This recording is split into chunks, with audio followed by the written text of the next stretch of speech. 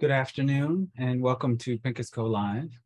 Today we are speaking with retail brokers Robin Zendell of Robin Zendell and Associates and David A. Green of Colliers International about the state of Upper Fifth Avenue retail market. I'm Adam Pincus, founder of Pincus Co Media.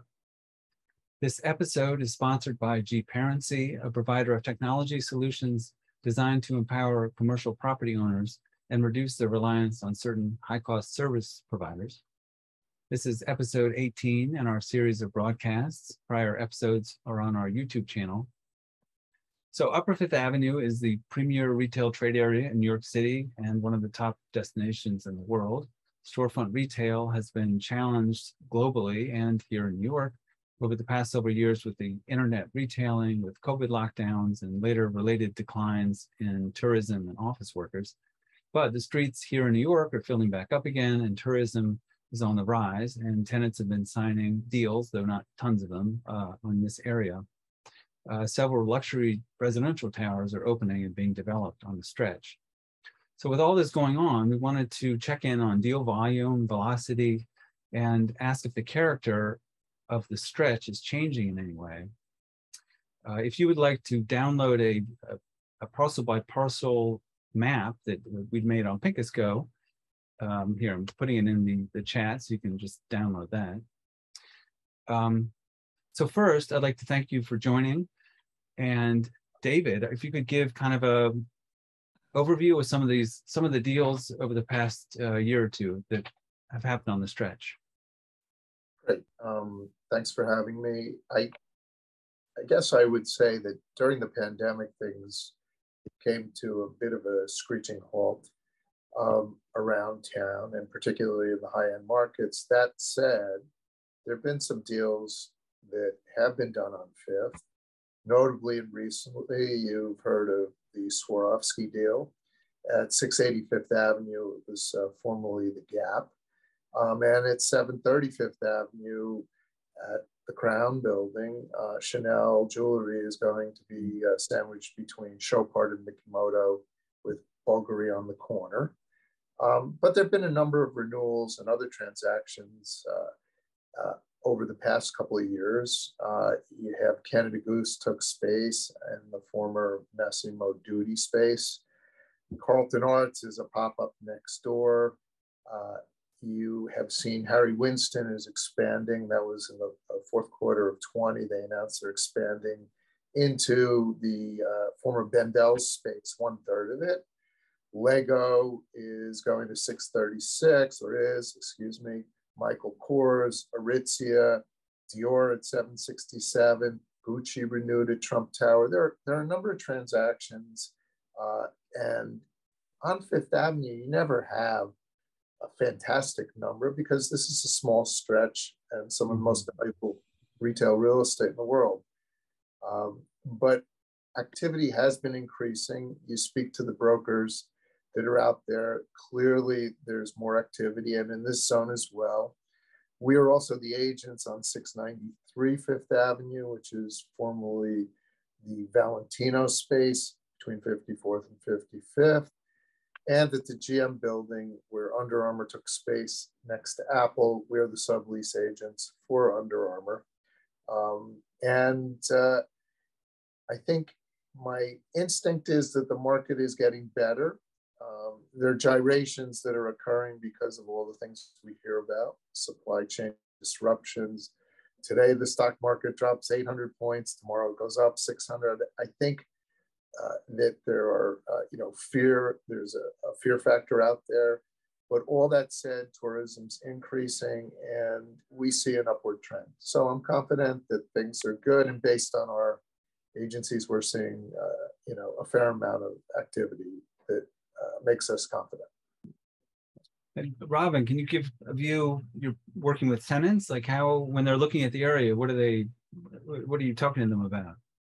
I think the tenants that I work for are very familiar with Fifth Avenue, or some tenants are looking either to expand, renovate their existing stores, because this is a great time to do it, or looking to go from maybe Madison to Fifth. There's an opportunity. And I think one of the biggest challenges for everyone today is some landlords have not moved their prices. Other landlords have moved prices, but it's still not tenable for many tenants. So Fifth Avenue is a very special street, like Upper Fifth, there are only, I don't know, 1, 2, 3, 4, 5, 6 blocks, David, 7, 8 blocks. Yeah, give or take, sure. And there are two, 3 stores on each block. So Bergdorf takes up a huge building. Apple takes up, with 2 spaces in between. There's not a lot of space. But numbers got so extremely high, it doesn't make sense for anyone to take that space, spaces at old numbers. So there's a new dance, and I don't think anyone knows really where that's going to end up. I think Swarovski was really the one who took a plunge. I think Chanel and Chopard, I know Chanel negotiated for a very long time. I don't represent them at all, but I know that to get the very best deal, I think negotiations used to go on much, for shorter periods of time, but I think there's so much money on both sides. I don't think people are leaving money on the table. And I think landlords that have the ability to make better deals are probably going to, and also have more frontage, better spaces. They're going to be the ones that are going to get leased before anyone else. So, and including David has a building, which is the Under Armour sublease. And I think Under Armour is paying what, close, David, now to almost 29 million a year. I'm not familiar with their rent. So, if they're paying that much money, a deal, maybe that's 1/3 somebody can get today. So that's very good for someone who wants to enter the Fifth Avenue market. I think what happens with all of these spaces is that you find them in the condition they're in. Some spaces are built or appointed nicely. Some are more raw. Some are in better buildings. Some are not. Some have great frontage and height. Some don't. And the landlord's financial stability matters, and the tenant's credit matters. So I don't disagree with Robin that tenants have more negotiating capability today, but I think historically with landlords in New York, after a bit of good times, the deals changed dramatically. And not like necessarily a light switch going off, but over a short period of time, the market can actually change for the better, and landlords get tougher because it's all supply and demand. And as Robin said, there are only a certain number of spaces. And if I'm XYZ new entrant into the luxury world, and I want to be on the high streets around the world next to or nearby Gucci or LVMH, etc., then I don't have, I guess, the choice to the same degree. I'm not going to be on a side street, and I'm not going to be in an inferior location, because the advertising value and awareness and branding that comes from being with these co-tenants is huge. And it's significant to have to be in these markets. You can't be a player and just not be there. But Robin, are there different tenants coming in, or is this sort of the same group as 5 years ago? Well, I think what we're seeing, what I see are brands that are in the United States, or luxury brands that might not have a presence in the United States yet, or they might have one in one market, and now they're saying this is an opportunity to enter. Remember, China got hit very badly. I mean, if you think about the 2 biggest countries that consume, the US and China, correct? So if you have to double down right now, it's an easier, I think, bet to go into the United States, to go into New York, Beverly Hills, Austin, Miami, Palm Beach, than it is to go to make up for China. And if you're a public company, you really have to think about that. And I think the energy crisis right now also in Europe is really going to, I don't think if people understand the ramifications yet, but again, I think the US is a strong market. And like David said, if you have, an ad on your, in Vogue, and it says, the top cities you're in or the top streets, Fifth Avenue is still one of them. Madison Avenue is one of them. Soho is one of them. Meatpacking now has become one of them. It's like, do you sell your clothing at Bergdorf Goodman, or do you sell your clothing at, another Macy's, right? There's an inference that tells you about the consumer. And I think there's a lot of communicating going on online now. I also think that the tenants that are in the market vary. So while this is a very high-end luxury-based market, some tenants that look at it opportunistically may be able to take sublease space at much lower rents and get into a market and be around tenants that they normally are not neighbors with because they've decided that's good for their branding. I think an example kind of would be maybe Mango taking the Ralph Lauren sublease because I don't believe given the price point of their goods, they could have ever afforded the types of rents that a Ralph Lauren or others were paying on the street at that point in time. David, I have a question for you. Okay. What year was the original deal done, the Ralph Lauren deal? What was the rent? No, what was the year? I think they were probably 6 to 7 years into it because the lease, I believe, with Mango was around an 8-year sublease. So I'm saying, what was the year that the Ralph Lauren deal was done? So I was going to say, because it was a 15-year deal and Mango had like 8, 7 years ago would put it into what, 2015 or so? Yeah. So a lot of these deals that were extremely high rent was right around that time when there were bidding wars. So that goes into the effect of supply and demand. So now people are not able to pay those rents at some brands, and then the pandemic hit, and that's now created an opportunity, as David said. Sure. And also, though, when you're a sub-landlord, you have a wasting asset. So Ralph Lauren had a 15-year lease. They opened the restaurant on the side. It was doing well. For whatever reason, their economics and there's a rationale to do write-offs at certain points in time when you're a public company. I don't know the mechanics of what people think and when in each company, but each day that passes makes your asset worth less. And so it's very different when you're a landlord looking to lease on a direct basis versus a sublease. And the types of tenants coming into the market are probably in 3 groups right now. Long-term tenants, which you've always had, those that are looking for more of a taste of the market, or maybe they're renovating the store or something like that. They don't need a long-term. And then you have people bouncing around that look for pop-ups. It's holiday time. Will you rent your space for 6 months to me, etc. So I want to ask Robin a question about rents and when tenants think it's the right time to come. Like, is it right now asking rents on the street?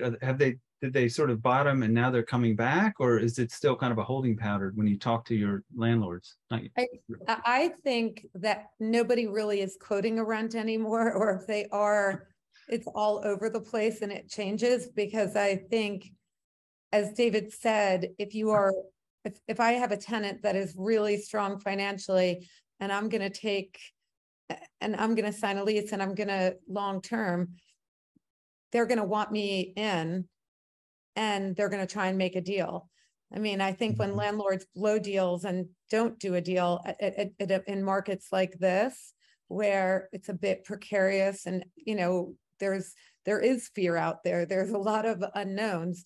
So I think smart landlords are making deals, but I don't think rents are being discussed unless you have a serious tenant, and then it's really kind of confidential and off the, like, David, is that correct? Like, we're not announcing rent. I'll piggyback your thought for a second. Okay. I know I'm part of a stores committee group at REBNY, and we sit around and we come up with asking rents in various corridors. And the one thing, to Robin's point, that was very pronounced in the upper Fifth Avenue market, a lot of rents there is no asking rent. And so at 693 Fifth Avenue, we didn't have an asking rent. Some of that is exactly what Robin is saying, because there was no point in changing it and adjusting it. And if the tenant's interested, you sit down with them. Another is, if you're a short-term tenant, a pop-up store, or a long-term tenant, Right. what's your asking rent? It's going to change. Correct. The RevNeed report that came out in the spring said the average asking rent on Fifth in this zone was $2,775. But the caution for this is that a lot of the spaces do not have asking rents. Well, I did hear that I don't know, it was reported, but the Chanel and the Chopard are like $3,000 a foot. Does that mean anything anymore? Is that just like, it could be anything with TI and something else? Anything. I don't think it's that hard. But that sounds high, or it's almost just impossible to know, like, what.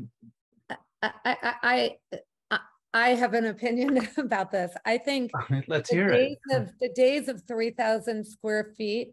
I mean, if it's a 800 square foot space, obviously the rent is higher because there's more activity. Right. But I really can't imagine that anyone is signing a deal for 3,000 a foot today, unless there are huge concessions attached to that. Mm-hmm. You know what? And again, this is really beauty's in the eye of the beholder. If a tenant comes and needs space, imagine, for argument's sake, if Tiffany or LVMH gave up their corner spaces on 57th and 5th. I would just suggest that the rent that someone might be able to get would be very different than if you had an inline space that was 2,000 feet with 20 feet of frontage. Again, so we're talking apples and oranges. Each space has its own metrics. If it's really small, you might get a very high rent. That's always been true. And if it's really, really special, you may get an outsized rent. But Robin's comment about the world getting smarter and things coming down in price is very true, generally speaking. And, will continue to be the case until the supply dries up. And Robin, and not to use the word pitch, but like, what's your reason when you're talking to a client that Fifth Avenue is a place to go to, or maybe a place not to go to? Like, when you're talking about the sort of the personality of it and why they want to be there. I mean, I think what we do is, when we look at a brand and we think, the first thing is, most brands want to be where their customers are. And so we try and always figure out where that customer is. And it really depends on the size of the brand. If it's APC, right? And, they're going to have very specific areas. For brands that go to Fifth Avenue, they are brands where you typically see in other cities around the world. And they are household names, I think. If you think even like Dyson, right? Dyson, everybody knows who Dyson is, I think, or not, if not everybody, many people who are consumers. And they went to Fifth Avenue. Would they go to Madison? I don't think they would have had the same effect. So if somebody says to me, we want to open a store on Fifth Avenue, the first thing we have to explore is, okay, what's your budget? Because and I don't think I've ever worked with anyone that doesn't have a budget, which I think landlords find that funny, but they do. And, there are lots of numbers that are punched in. David, do you agree with that?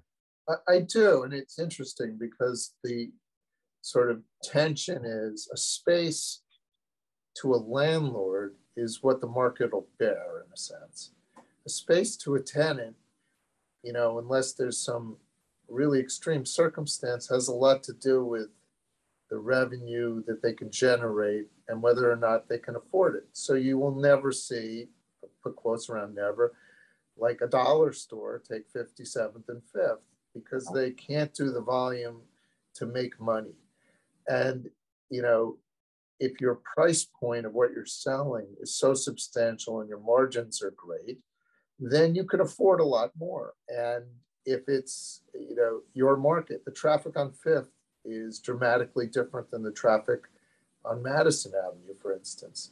The brands may be similar in some cases because the customer is one that doesn't need 10,000 people going through their store in a day because the price point for an item is so high. So I think it's all about supply and demand. And if I have 3 tenants vying for a space and they're good tenants, do I really care that one says to me it's too expensive because they can't generate the revenue they need to pay for it?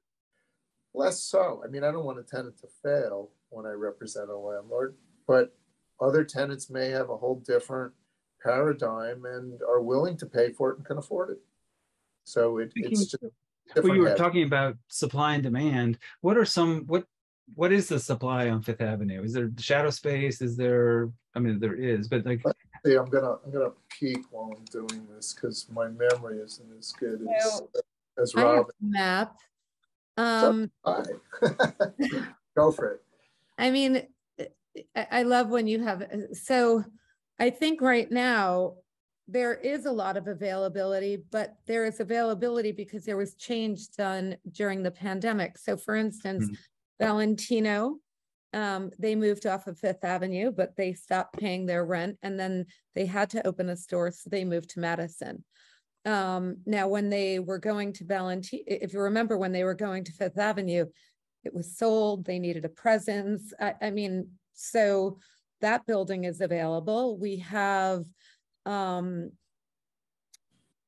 guess we're looking at 717 Fifth, Dolce and Armani. You know, Armani is renovating and building on Madison Avenue, and their lease comes up in the spring, so that will become available.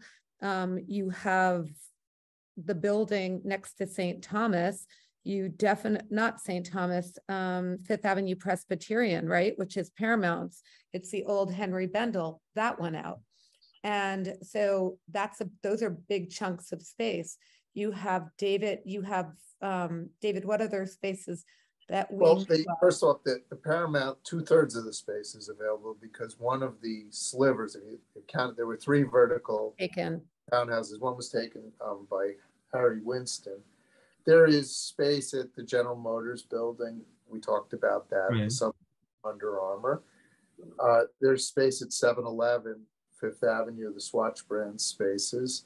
One is a sublease, one could be direct. There's the space formerly occupied by Valentino we chatted about. At 689, Carlton is a temp space, and Canada Goose was a question mark for long term. We have 681. 681, 673 to 675 are available, and that's next to Microsoft. Versace has a sublease, very short term.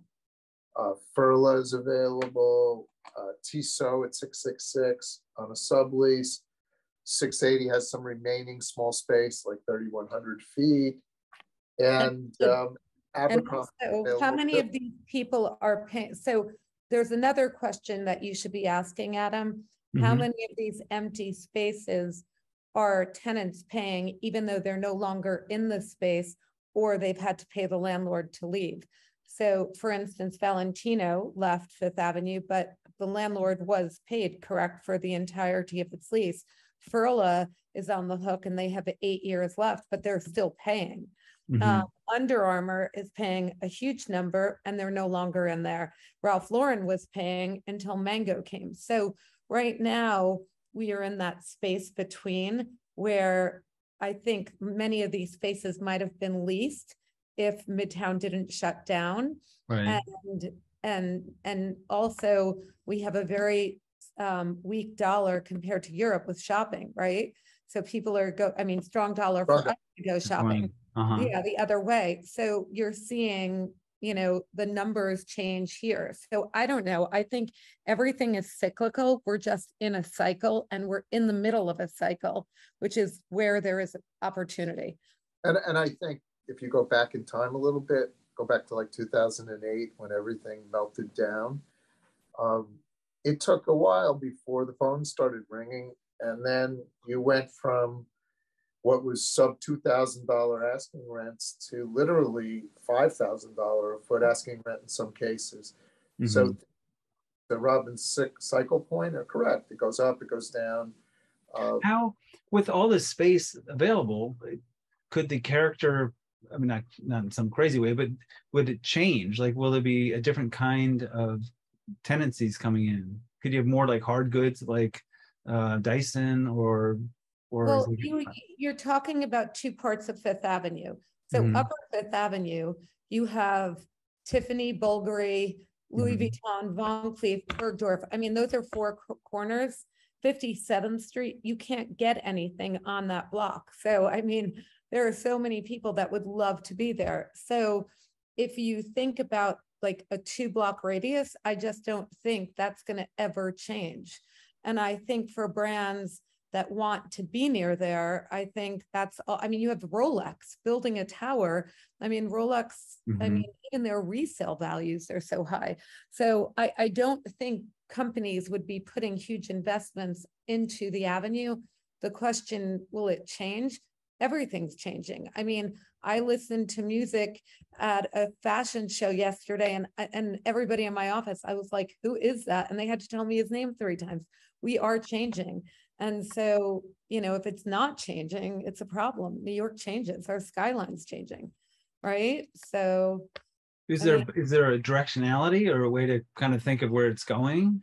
Actually, I think in a strange way, and Robin might disagree, that when you get north of like 52nd Street or so, it's going to shift to almost all luxury because of the lack of co-tenancies as you go south. And as we know, the luxury brands like to be adjacent or near other luxury brands. So I think that you'll find those spaces fill up with the luxury brands. And some of the spaces we talked about are really sublease spaces and not direct deals, and that'll go away. So I think it's directionally really strong north of 52nd or 3rd for luxury. And the more, the lesser luxury brands will settle in south of that. Your Under Armour space, would that stay where it's been sort of historically, is kind of, I mean, FAO Schwarz and Under Armour, or could that go to a luxury? Sure. Does that make sense? Or I mean, I think that one has a little bit of versatility. So it could go, I mean, you could see one of a number of things there. You could see an electric car company there. You could see a high-end fashion player there. You could see, something that's new and different there, and because of the type of space it is. If you're at the St. Regis, you might be, and there was a space available, you might be a little less flexible putting in a certain type of brand. So I think that one has versatility. But as Robin said, the world's changing, and there are new tenants that are exciting, and they don't have to be, quote, luxury. They just need to be in a class where they're at the top of their class. I mean, years ago, for instance, the Gap, for instance, I would say was a very accepted brand and could sit in between luxury brands because everybody wore the Gap. And those types of tenants can survive in luxury markets. So I would point to that, but I do think it's headed to more luxury. And you said something so interesting, David.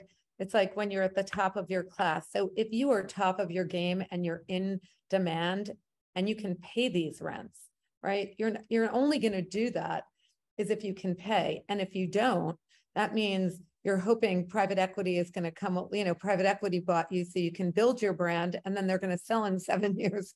So, I mean, it's usually where you have that or you have to maintain it.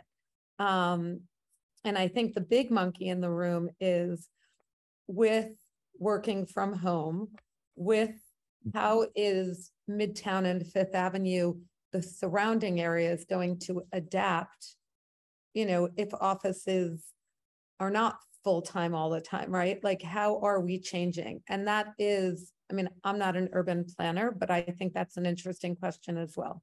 It is. And in this stretch, though, we might be saved from a little of that because, I'm just guessing. I don't shop and spend that type of money on a suit or clothing. But if you talk to people that do shop, they're not buying a Gucci, jacket online unless they totally know it. And people are not, they have to touch and feel it and see it. And so I think for that market at those price points, you have tourism and you have people that plan to shop and be there. And so the office component will hurt, but not as much as in pure office markets with no other attraction like tourism. All right. Well, I want to wrap it up here, and thank you both for joining us here. Robin, David, thanks so much. And this will be available on our YouTube, so you can watch that later. But thank you. Thank you. Bye-bye now.